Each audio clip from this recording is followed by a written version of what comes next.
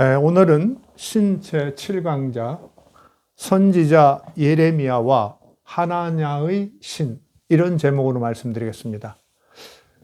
구약 성경을 좀 아시는 분들은 좀 아실 텐데, 예레미야 선지자는 너무 잘 아시죠, 여러분들이. 그때 그 예레미야 선지자가 사실 그때 이제 바벨론이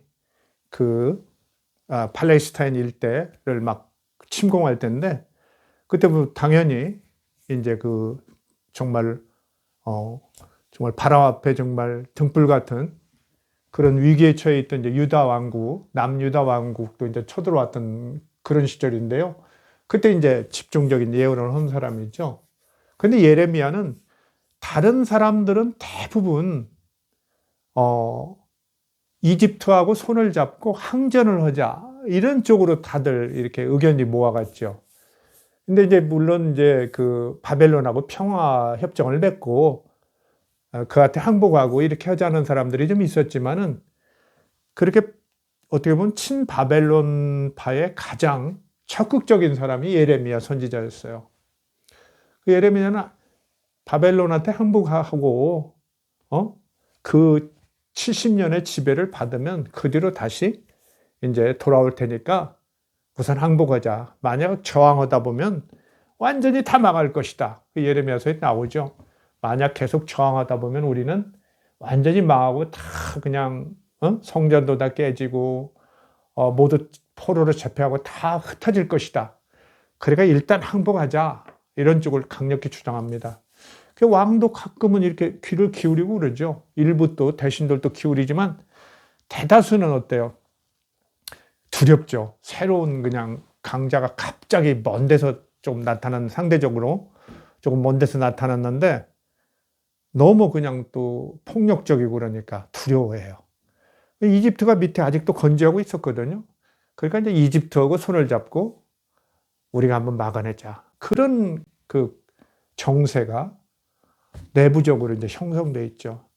근데 어쨌든 하여간 친바벨론파라고 할 만큼 이 예레미야는 그냥 아주 정말 지속적으로 끝내 바벨론에 항복하고 그 지배를 받아들여야 한다, 이걸 주장하죠. 아주 열렬하게 주장합니다. 근데 이제 오늘 제가 말씀드리려고 한 것은, 이제 이렇게 선지자 예레미야가 이제 바벨론한테 항복하고 그 지배를 받아들여야 한다고 주장하는데도 불구하고, 이런 예언을 계속하는데도 불구하고, 당시에 대다수의 예언자들은, 그리고 대다수의 어떤 백성들이나 대신들은 어쨌든 이집트하고 손을 잡고 바벨론하고 싸우자, 이런 쪽으로 이제 기울고 있었거든요. 그런데 이제 다른 사람도 나오지만 이렇게 바벨론하고 싸우자는 것을 아주 적극적으로 얘기한 선지자 중 대표적인 사람이 하나냐라는 사람이에요. 그 이야기가 이제 예레미야서 28장 1절에 예레미야와 하나냐의 그 예언이 대립되고 그 결과가 어떻게 됐느냐, 이게 나오거든요. 그래서 오늘은 무슨 말씀을 드리려고 하냐면, 지난 시간에는 성경에 이루어지지 않은 하나님의 그 말씀, 예언들이 상당히 있다는 걸 이제 제가 말씀드렸죠. 그래서 특별히 우리가 대예언자라고 할 수 있는, 정말 제사장 출신으로서 하나님의 어떤 영을 받아서 예언을 했던 대예언자라고 할 수 있는 에스겔이 두로하고 애굽에 대해서 예언을 했는데, 두 번 예언이 계속 틀려요. 그렇죠? 처음에는 이제 두로가 이제 바벨론의 느부갓네살한테 완전히 멸망해서 다 깨어지고 그냥 맨 바위가 다 드러나고 완전히 멸망할 것이다 했는데, 13년이나 버텨내고 멀쩡하게 조약 맺고 그냥 살아났거든요. 그러니까 이제 그 당시에 바벨론에 이제 살아있던 에스겔이 이제 머쓱했겠죠. 또 예언을 합니다. 그러면서 두로에서는 이렇게 실패해서 느부갓네살이 수고만 하고 그 전략물도, 노획물 이런 걸 못 얻었는데, 애굽을 정벌해 가지고 그 대가를 대신 주겠다. 내가 그렇게 여호와신이 그런 거죠. 내가 느부갓네살로 하여금 두로를 공격을 하게 했는데 그 결과가 별것도 없어서 안 되겠다. 대신 에집트를 정벌해서, 애굽이죠, 정벌해서 그 대가를 얻으리라 했는데, 그 이제 나중에 에스겔이 죽은 다음인 일이지만 바로 뒤 일이지만 정복이 실패했어요. 애굽 정복 못합니다. 정복 못하고 이제 느부갓네살 왕도 죽어버리고. 그래서 이제 그 바벨론, 신바벨로니아 제국은 끝내 애굽을 정복하지 못했어요. 근데 그 예언이 이제 그 에스겔서에 2번이 연속 나온단 말이죠. 근데 우리가 현재 주목하지는 않죠. 그래서 우리가 그 성경에 나오는 예언이라는 것이 다 이루어진 것이 아니라는 걸 좀 받아들이고, 당시도 예언이라는 것이 그 이스라엘 사람들만 있는 것도 아니고, 다른 신을 섬기는 주변의 팔레스타인의 주변 사람들도 예언의 행태라는 건 많이 있었다. 이런 얘기를 말씀드렸어요. 근데 오늘은 이제 뭔 얘기를 드리려고 하냐면, 이렇게 한 가지 사건에 대해서 2 예언자가 정반대의 예언을 했는데, 그리고 이제 그 결과가 또 나왔잖아요. 그 하나냐라는 사람이 이제 예레미야가 예언을 해요. 네가 거짓 예언, 하나님께서 나한테, 여호와께서 나한테 말씀 주셨는데, 네가 거짓 예언했으니까 너는 곧 죽으리라 해가지고, 그에 바로 죽었다고 그렇게 나오죠. 예레미야 28장에 나와요. 그래서 죽었다는 겁니다. 그러면서 이제 내가 하나냐에게 내 말을 준 적이 없다. 하나냐는 거짓을 예언했다. 이렇게 얘기하죠. 그래서 이제 지난 시간에도 얘기했지만 이스라엘 성경에는 거짓 예언자 얘기가 가끔 나온다. 그렇죠.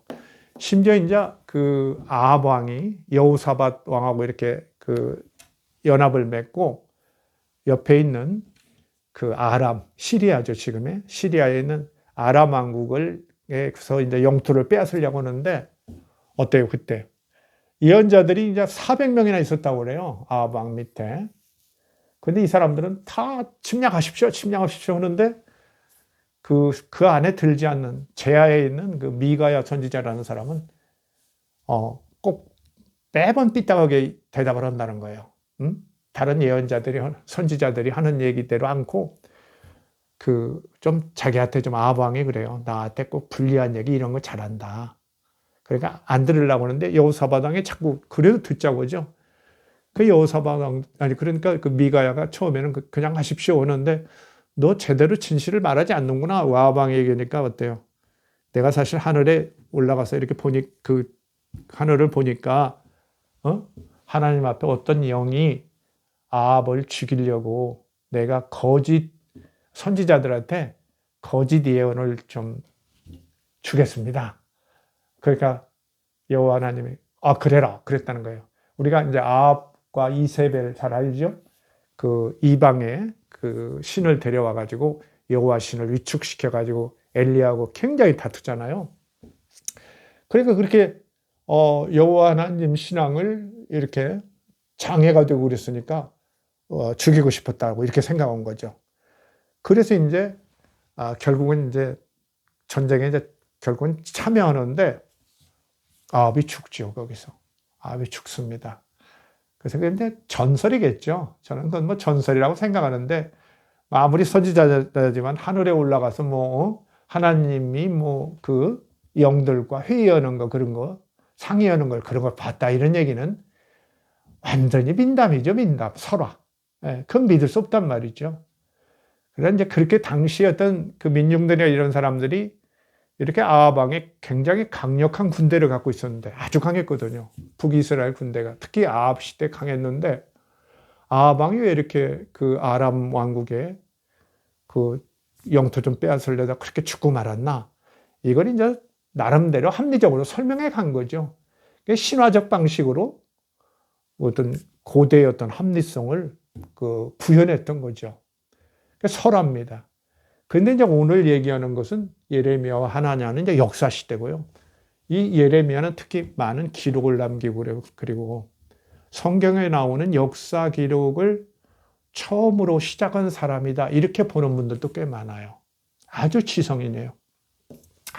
그 집안이 전통적인 제사장 집안인데 아주 연원 깊은 제사장이에요. 그런데 사독 집안은 아니라서, 사독의 후예는 아니라서 대제사장이나 정통 제사장 이런 쪽에는 들지 않지만, 지역에 있는 제사장이지만 그 조상들은 옛날 다윗 이전에 사울왕했죠. 그 이전에 사무엘이 이제 사사였고 그 이전에는 엘리 제사장이 있었잖아요. 그 엘리 제사장의 후예일 가능성이 아주 높거든요. 그 아주 그 어떤 지식이 있고 채통이 있는 집안 사람이에요. 그러니까 역사의식도 있고요. 그래서 이 사람이 많은 어떤 그 사회 비판적인 예언을 많이 합니다. 근데 이렇게 역사가 확실해진 시대, 예레미야 그 정말 애굽이 아니라 바벨론하고 손을 잡고 이 위기를 모면했다고 해야 한다고 이렇게 참 외롭게 주장하는 편인데 많은 사람들은 바벨론에 항복할 필요 없다. 저항하자. 이집트하고 손잡고 싸우면 된다. 이렇게 하는 역사가 분명한 시대에 이렇게 있었던 상황. 그런데 이제 제가 뭔 얘기를 하려고 그러냐면 이들 뒤에 있는 신은 누구냐 이 얘기를 지금 해보려고 하는 거예요. 왜 예레미야하고 하나냐는 똑같이 자기가 여호와의 선지자라고 다 주장하거든요. 하나님의 선지자 주장하는데 왜 그렇게 정반대로 예언을 했을까? 이걸 한번 생각해 보자는 거죠. 그걸 한번 생각해 보자는 거예요. 진짜 정말 진실로 여호와 하나님이 살아있고 정말 능력 있고 전능하시고 유일하신 하나님이란 어떨까? 이렇게 한쪽이 감히 하나님을 사칭해서 예언한다거나 이런 게 가능할까? 이런 걸 생각해 볼 수 있는 거죠. 그리고 이제 지난 강좌에도 얘기했지만 사실 예레미야도 틀린 예언을 했었어요. 느부갓네살이 이집트를 정복할 거라고 그 예레미야 43장 10절에 예언을 했었거든요. 사실 그게 맞지도 않아요. 그리고 또 보면은 이제 70년 예언을 이제 했잖아요. 예레미야가 그 남유다 왕국이 70년 동안 지배를 받으면 이제 내가 그들을 멸망시키고 돌아오리라 한 예언이 BC 605년에 였어요. 예레미야 25장 11절에 보면 BC 605년인데 이때가요. 이때 이제 그 느부갓네살이 처음으로 이렇게 팔레스타인으로 침략을 해왔을 텐데요. 1차. 그 다음에 2차가 BC 597년. 이때는 예루살렘 이제 성전에서 막 다 기물도 가져가고 왕도 잡아가고 그때 에스겔도 잡아가죠. 10,000명이나. 그 다음에는 이제 587년, 586년. 그때 마지막으로 이제 멸망시키죠. 그래서 이제 느부갓네살은 3차례 이렇게 그 팔레스타인, 그 다음에 이스라엘 원정을 한 거죠. 남유다. 근데 그때 이제 처음 왔을 때 이런 어려움이 닥치니까 워낙 센 군대가 오니까 예레미야가 이런 예언을 하죠. 70년 동안 바벨론 왕을 섬겨라. 근데 이제 결과적으로 어떻게 됐느냐? 605년에서 치면은 어떻게 되느냐? 한 67년, 8년 정도 지배를 받았죠. 그렇죠. 70년은 조금 안 돼요. 67년, 8년. 기원전 538년에 이제 바벨론이 망하죠.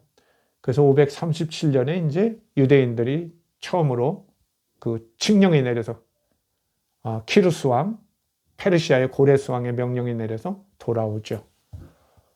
그러니까 한 68년, 67년 지배를 받았죠.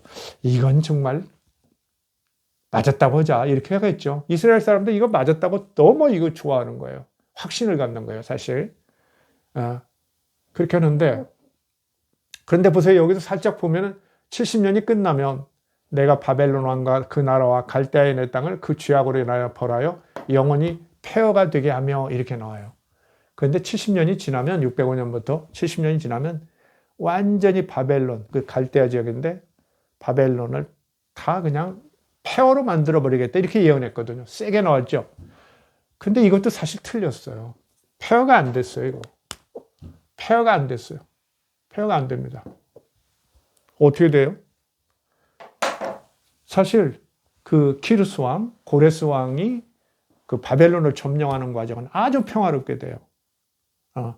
그 바벨론의 왕도 그 수도를 비워놓고 다른 데 가 있는 틈에 들어오죠.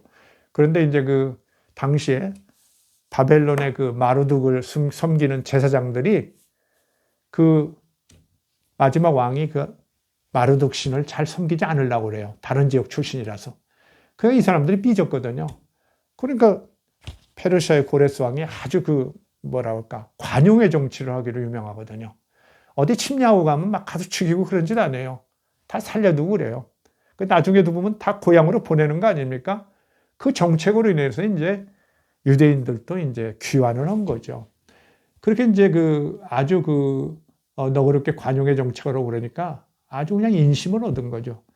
그러니까 바벨론의 그 마르독 신을 섬기는 제사장들이 오히려 환영하고 문을 열어주고 다 그런 상태가 돼버려요. 그래서 그냥 그야말로 조용히 입성을 해버려요.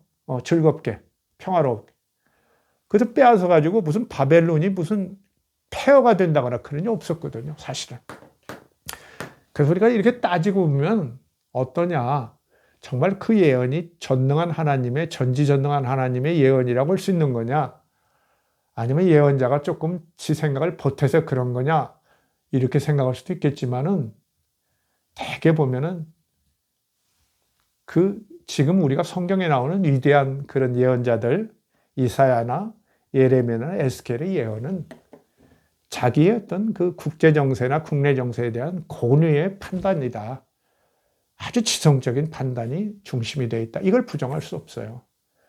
우리가 신앙이라는 것이 굉장히 무슨 모호하고 신비롭고 뭐 신화적이고 이런 것만 뭐 얘기되는 것 같지만 사실 신앙에는 언제나 어때요? 우리 인간 자체가 이성적인 존재죠. 지성적인 존재란 말이죠. 아무리 우리가 뭐 어때요? 술이 취한 사람들도 그렇죠. 또 나름의 판단력은 또 있는 거 아니에요. 물론 욱하는 기분이나 이런 것도 있지만 자기가 제어하지 못하는 충동 이런 것도 있지만은 늘 인간에게는 그런 지성적인 것이 그래 노고스라고도 할 수 있겠죠. 그것이 기반을 이루고 있거든요. 그러면서 또 이제 충동적인 걸 할지 무엇을 건너짓고 미루어 믿는 그런 마음 이런 것들이 같이 있는 건데 어쨌든 이렇게 위대한 예언자들은 정말 하나님의 말씀을 그대로 그냥 내뱉었다. 도구 가서 내뱉었다. 그렇게 성경에는 이야기하지만 결과적으로 볼 때는 이렇게 틀린 조금은 어떻게 보면 인간적으로 너무 대단한 예언 아니에요. 70년 예언했는데 한 67, 8년 만에 회복됐다 그러면 대단한 예측력이죠.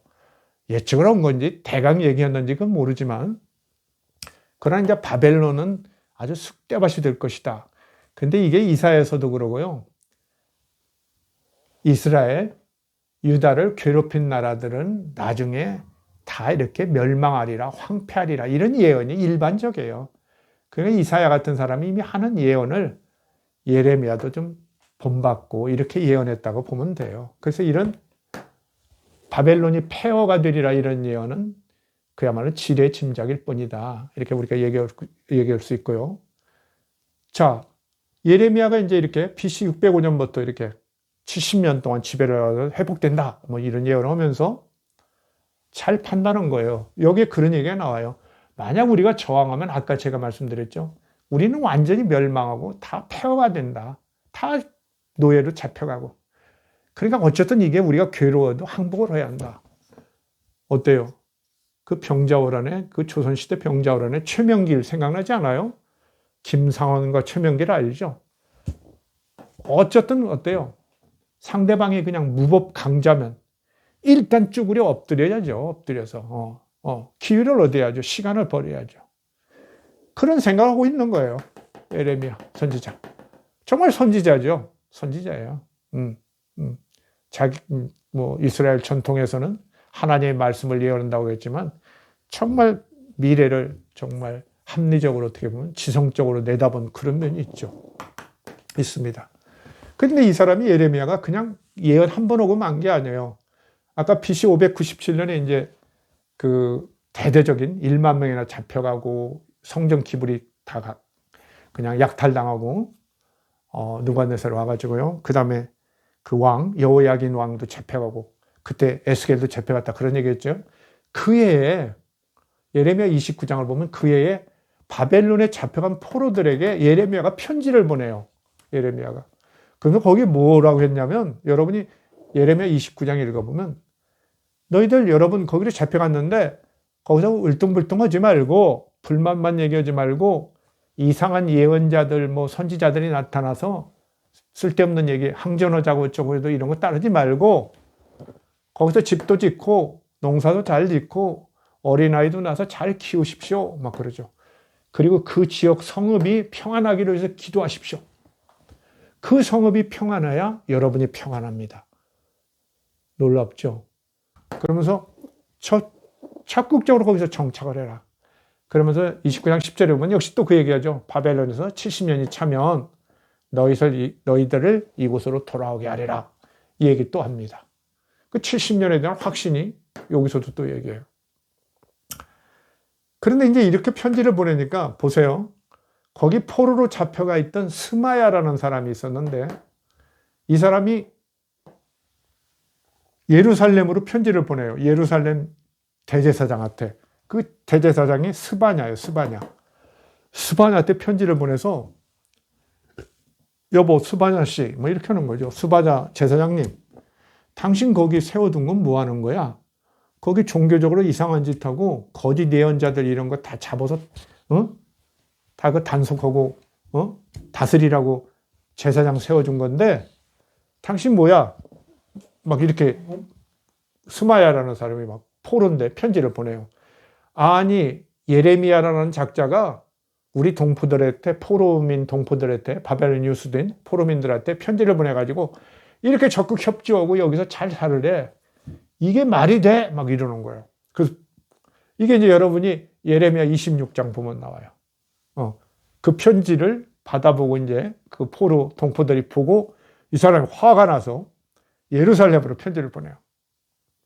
그 친구 좀 잡아서 좀 혼 좀 내주라고. 그 27절 보면 내가 어찌하여 자칭 선지자 노릇을 하는 아나돗 사람 예레미야를 책망하지 아니하냐. 왜 너 그냥 두냐? 그 친구 막 이러는 거예요. 그러면서 이제 그 뒤로 이제 침략하면 또 이렇게 좀 소강 상태가 되니까 그렇죠?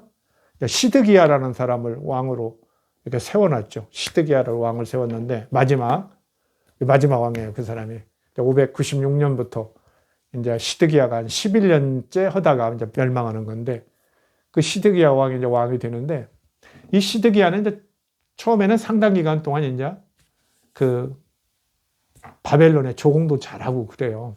잘 받드는데 나중에 이제 이집트가 북방으로 서서히 한번 이렇게 침략하려고 그때 모션을 취하니까 그 어떤 힘을 얻으려고 그러죠. 그러면서 바벨론에 대해서 조공을 딱 끝입니다. 그런 상황이 결국은 다시 이제 바벨론 군대가 와서 최종적으로 BC 587년, 586년에 망하는 일이 벌어져요. 그 사이 얘기입니다. 그러니까 597년과 그 587년 사이의 얘기인데 그게 이제 오늘 우리의 주제인 예레미야와 하나냐의 얘기예요. 여기 저 제일 위에 있는 녹색 글씨입니다. 예레미야 28장 1절부터인데요. 여기에 바로 이제 선지자 예레미야와 하나냐가 그 대결하는 그런 장면이 잘 나와 있습니다. 이 이야기는 BC 593년. 그러니까 에스겔 같은 사람이 잡혀간 1만 명의 포로와 함께 그 바벨론에 잡혀간 것이 BC 597년이라고 그랬죠. 한 4년 이후의 일입니다. 이 뒤로 한 7년쯤 뒤에는 이제 완전히 망하는 거죠. 그것도 우리가 머릿속에 넣으면 좋겠습니다. 그때 이제 선지자 하나냐가 여호와의 성전에서 제사장들과 모든 백성이 보는 앞에서 내게 말하여 이르되 예레미야에게 얘기했다는 거예요. 모든 사람들이 보는 앞에서. 그런데 이제 하나냐가 지금 선지자이고 여호와의 성전 앞에서 이렇게 얘기하는 걸 보면 어떻습니까? 이 사람 자기 스스로는 자기가 여호와의 선지자라는 확신을 갖고 나왔다고 볼 가능성이 크죠. 아니면 아주 고등 사기꾼이거나. 그런데 어떨까요? 그 시대에 그렇게 국가가 정말 국군이 풍전등화의 정말 그런 상황인데 그렇게 사람들을 선동하려고 그래도 나름의 그 어떤 전통적인 선지자일 텐데 그렇게 함부로 예언을 해대지는 않으려 봅니다. 그러면서 이제 이 사람이 나온 이제 그 예언의 내용을 보면서 우리가 그 예언이 어떤 의미를 갖는가 이런 것을 또 더 좀 보면 좋겠어요.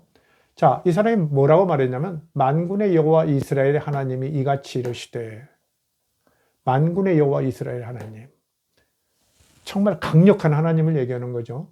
내가 바벨론 왕의 멍에를 꺾었느니라. 바벨론 느부갓네살의 그런 억압, 압제, 그런 통치를 꺾어버렸다는 거예요. 그러면서 2년 안에 예루살렘 성전에서 가져간 모든 기구들이 다시 되돌려 오리라. 이렇게 자기한테 말씀하셨다는 거예요. 이렇게 얘기를 합니다. 그러니까 예레미야가 여기 뭐라고 대답하냐면요. 아멘. 그렇게 이루어지기를 원합니다. 이렇게 얘기해요. 이걸 보면 예레미야도 하나냐를 이렇게 고지 선지자로 처음은 보지 않은 거 알 수 있어요. 나름의 신뢰를 하고 있는 거죠. 그래서 제발 그렇게 그 말씀이 이루어져서 남유다 왕국이 멸망하지 않고 다시 국권을 회복했으면 하고 그 바람을 아멘, 그렇게 이루어지기를 원합니다. 이렇게 얘기하는 거죠. 아직 나라는 시드기야 왕이 다스리고 있으니까 비록 정말 멸망의 직전에 가 있지만 얼른 회복됐으면 하는 그런 예언인 거죠. 그리고 이제 예레미야도 거기에 아주 동감을 표시합니다. 그러면서도 이제 걱정은 해요. 전통적으로 이렇게 재난이나 이런 그 멸망의 예언 이런 거, 어려움에 관한 예언은 잘 맞았는데 평화에 대한 예언은 그렇게 쉽게 맞지 않았다. 그래서 평화에 대한 예언은 결과를 보고 되게 판단해 왔다. 이러면서 약간 걱정스럽게 돌아가죠. 그런데 이제 여호와의 말씀이 예레미야에게 내렸다는 거예요. 내리면서 내가 바벨론 느부갓네살의 나무 멍에를 꺾었는데 그것 대신에 새 멍에를 씌우리라. 이렇게 얘기를 해요. 더 큰 강압적인 통치를 하리라. 이렇게 얘기하는 거예요. 그런 말씀이 내렸다는 거예요. 그러면서 여호와께서 하나냐를 보내지 아니하셨다고 하면서 하나냐가 거짓 예언을 했기 때문에 금년 안에 죽으리라 이렇게 말씀하셨다는 거예요. 그런데 그의 7째 달에 하나냐가 죽으니라 이렇게 되어 있어요. 어때요? 결과도 그렇죠. 결과도 이제 꼭 70년은 아니지만 거의 70년 가까이 지배를 받았죠. 이렇게 되다 보니까 정말 하나냐는 참 만고의 정말 거짓 예언자로 아주 낙인이 찍혀 있죠. 낙인이 찍혀 있어요. 그러나 여기서 우리가 조금은 좀 더 짚어볼 바가 있다. 이게 이제 제 얘기입니다. 그건 뭐냐면 우선 과연 하나냐 스스로는 자기가 자기의 의지나 이런 걸로 거짓 예언을 하려고 했을까? 그건 제가 다는 모르지만 당시 어떤 상황 속에서 정말 이런 선지자로 어떤 사명감이 있는 사람, 더군다나 예레미야도 그의 어떤 존재를 처음에 신뢰했지 않았습니까? 이렇게 신뢰하고 제사장이나 다른 사람들 모여서 그의 말에 귀를 기울인 걸 보면 우리가 그를 그냥 정말 그냥 무슨 사기꾼, 거짓말장이 이렇게만 볼 수는 없는 거 아니냐. 이런 걸 또 생각할 수 있고요. 또 하나 이제 우리가 앞에서 좀 얘기했지만은 여기 포로로 잡혀간 스마야 같은 사람도 어때요? 그 자꾸 그냥 항복을 하고 하는 예레미야에 대해서 굉장히 못마땅해 하는 그런 사람들이 많았던 거죠. 왜 이 사람들은 그렇게 70년 지배를 그렇게 못마땅하게 이뤘을까? 이것도 한번 생각해 볼 필요가 있는 거죠. 그런 가운데 이제 하나냐의 2년 내에 이런 상황이 끝나리라. 이런 예언이 나왔던 거죠. 이건 우리가 이제 신앙적인 측면에서 또 이렇게 되돌아볼 필요가 있는데요. 그것은 이제 BC 622년에 이제 요시야 왕 때 그 유일신 신앙 체제가 이제 그 확립됐지 않습니까? 그 622년이니까 불과 한 30년 전의 일인데요. 이때 적어도 그 종교적 지배자들, 지도층들, 엘리트들의 어떤 유일신 신앙은 비교적 철저했다. 이렇게 보는 것이 그 상식적이지 않겠습니까? 우리가 이제 에스겔 같은 사람은 봐도 그렇고요. 아주 철저하게 야훼 유일신 신앙을 믿죠. 그러다 보니까 이제 바벨론 땅까지 정말 그 무슨 하늘에 있는 불마차를 타고 와서 그 이방에 그 끌려간 그 포로 유대인들을 이제 그 위로하고 이런 상황이 벌어지는 건데요. 이 하나냐는 그 유일신 신앙에 절대적으로 이렇게 충성을 했을 가능성이 있다. 철저하게 믿었을 가능성이 있다. 그 앞서는 있는 스마야 같은 사람도 그런 거죠. 그러니까 전통적으로 전능하신 하나님, 그렇죠? 엘샤다이, 전능하신 하나님이고 그 다음에 유일하신 여호와 하나님이라고 이렇게 본다면 어떻게 될까요? 아무리 바벨론 왕이 세기르손이 저 마르둑을 섬기는 이방의 신을 섬기는 그런 바벨론 왕이 이렇게 예루살렘 성전을 약탈해가고 이러는 것이 정상적인 상태라고 이해하지는 않은 거죠. 그래서 이 사람들은 바벨론이 느부갓네살이 일시적으로 이렇게 특세하고 있지만 그들은 곧 망하리라 이런 생각을 많이 했을 겁니다. 저는 그렇게 생각했다고 봅니다. 바로 그렇게 전능한 하나님에 대한 절대적 신뢰 속에서 뭔가 당시 어떤 국제 정세, 특별히 이때 이제 이집트가 약간 이제 바벨론과 대결해 볼까 하고 이렇게 움직이고 그러니까 이런 가운데서 어떤 여호와 야훼 유일신 신앙에 투철한 사람들이 이집트의 움직임까지를 이렇게 참고하면서 뭔가 새로운 이 국제 정세가 뒤바뀔 가능성, 바벨론이 멸망할 가능성을 적극적으로 생각할 수도 있겠구나 이런 생각을 하는 거죠. 그런 가운데 하나냐가 이렇게 2년 안에 느부갓네살이 이제 꺾여지고 이렇게 성전 기물이 돌아와서 유대 왕국이 예전처럼 다시 회복되는 그런 놀라운 역사가 있을 거라는 예언했을 가능성, 이걸 충분히 생각할 수 있다는 거죠.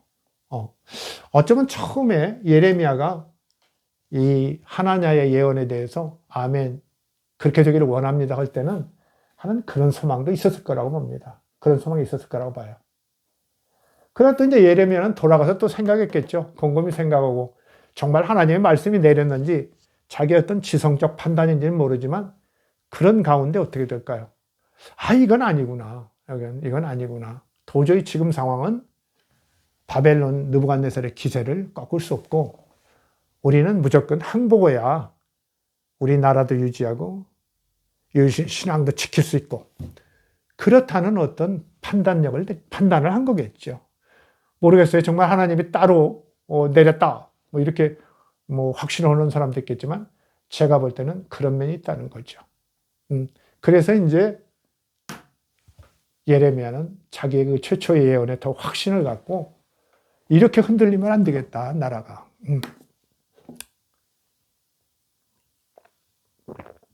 이집트나 기대하고 어떻게 보면 혹시나 하고 이런 생각 속에서 이 엄혹한 국제 정세를 잘못 봤다가는 정말 민족 전체가 뭐 이합집산하고 망하고 아무것도 안 남기고 진짜 다 깨지겠구나 이렇게 염려하여서 정말 이렇게 적극적인 또 예언을 하는 거죠. 정말 뭐 나무 멍에를 꺾었다고 하는데 사실은 쇠 멍에를 준비하고 있다. 씌우는 것이다. 이렇게까지 예언하면서 이제 예언이 나온 거죠. 그런데 참 공교로운 건지 정말 하나님의 능력인지 모르지만 저는 공교롭다고 생각하는데 그때 아주 전시 상태 그러니까 영양 상태도 매우 안 좋고요. 뭐 질병이나 이런 것도 말할 수 없이 뭐 번졌을 거고 이런 상태에서 이렇게 나이 먹은 사람들이 죽는다는 건 뭐 또 흔한 일이기도 하기 때문에 하나냐가 죽었을 가능성도 있거든요. 그러나 어쨌든 그렇게 죽었다고 이렇게 되니까 정말 하나냐는 거짓 예언을 해서 벌을 받은 사람 이렇게 찍혀버린 거죠. 찍혀버린 거예요. 근데 어떻습니까 여러분? 전체적으로 한번 생각할 필요가 있어요. 예레미야도 앞에서도 말씀드렸지만 잘못 예언한 경우 있잖아요.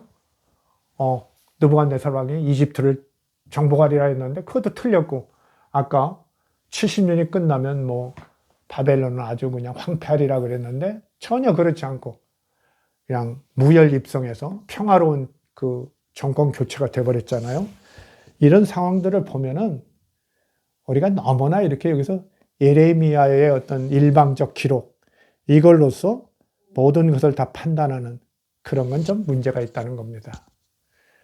예레미야는 예레미야대로 하나냐는 하나냐대로 각각 자기가 믿는 여호와 하나님, 그게 종교적인 신이죠. 종교적인 신은 다 똑같은 거예요. 여호와 하나님을 똑같이 믿었어요. 근데 어떨까요? 자기 안에 각각의 신인지 아니면 자기의 지성인지 그런 판단력, 이런 거에서 결국은 이런 정반대의 예언이 나왔다. 이렇게 볼 수 있다는 거죠. 예. 정말 우리가 어떻습니까? 이스라엘 역사를 그 뒤의 역사까지 쭉 살펴보면 어때요? 정말 하나님께서 전능하시고 미래를 다 예측하시고 역사를 주관하고 이러는 하나님이 여호와 야훼 하나님이라면 어떻게 되겠어요? 이스라엘이 그렇게 비참하게 멸망하고 식민지 상태 계속 있고 그 다음에 또 어떻게 돼요? 노마 때 또 그렇게 당하고 전 세계로 흩어지고 그 뒤에 얼마나 고난을 당합니까? 이런 것을 보면은 정말 야훼 하나님을 정말 전능한 살아계신 하나님이라고 이렇게 보는 것은 설득력이 없다. 저는 그렇게 봐요. 저도 뭐 전에는 그게 참 두려운 일이고 그랬지만은 이것은 뭐 엄연한 역사가 증명해주는 현실이기 때문에 그 현실을 역사학자가 부정할 수 없는 거죠. 그래서 이제 저는 이 하나냐에 대해서 일방적으로 그렇게 정말 거짓 예언자다 이렇게 성경이 말하는 그 내용을 그대로 우리가 용납할 수는 없다. 각각 나름의 더군다나 놀라운 것은 다 같이 야훼 신을 종교적 신으로 섬기는 상태에서 이렇게 각각 다른 판단이 나왔다. 이런 면이 오히려 설득력이 있다는 겁니다. 어때요? 우리가 사실 신앙이라는 것이 굉장히 못 믿을 것만 믿는다. 막 이러고 이렇게 잘못 이렇게 생각하는 경우가 있는데 고대로부터 그러죠. 저 먼 고대로부터 신앙이라는 게 어때요? 지성적인 거, 이성적인 거 플러스 정말 믿음이에요. 모든 걸 무조건 그냥 믿습니다. 아멘 하고 그죠? 눈 감땐 까먹으면 아무거나 믿고 뭐 아무 독약이나 집어먹고 그러는 건 아니죠. 우리가 지성적으로 판단할 수 있는 건 다 고대인들도 판단했던 거예요. 어때요? 우리가 신화가 가장 그야말로 발달한 것처럼 보이는 고대 그리스에서 어떤 일이 벌어졌어요? 철학과 과학이 싹듯한 말이죠. 그 사람들이. 놀라운 형이상학, 그 다음에 참 초보적이지만은 아주 중요한 과학적 지식들이 거기서 싹 텄거든요. 이런 것들을 보면 우리가 고대의 어떤 고대인들이 신화의 세계 속에서 살고 신앙의 세계 속에서 살았다 하지만 종교의 세계 속에서 살았다 하지만 그들의 신앙이나 종교에는 역시 지성적인 것과 그야말로 알 수 없는 것을 또 믿는 믿음이라는 측면, 이 두 가지가 다 같이 융합되어서 그런 종교 생활도 이루어졌다. 이걸 우리가 확실히 인식해야 한다는 겁니다. 더러 지금 요새 한국에 뭐 보면은 이제 그 기독교랄지 이런 데서 보면은 특별히 어때 상당히 보수화되면서 뭔가 좀 지성적이고 이성적인 이런 그 어떤 신앙 논리나 저 같은 사람의 이런 강의 같은 거 이런 굉장히 좀 배관시하고 그러죠. 그러나 그게 아니다. 그게 아니라는 거죠.